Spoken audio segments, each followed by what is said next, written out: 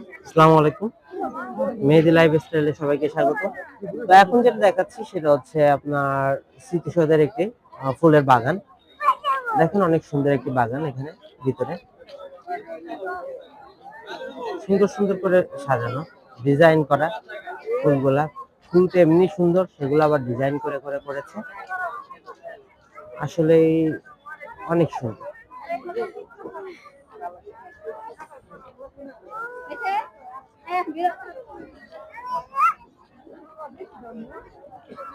ফুলের বাগানটি আমি মাঝে একবার এসেছিলাম, খুবই ভালো লেগেছিল এবং আজও দেখছি খুবই সুন্দর করে সাজানো অনেক অনেক ফুল এবং আশেপাশে আরো কিছু ফুল রয়েছে আপনারা দেখছেন।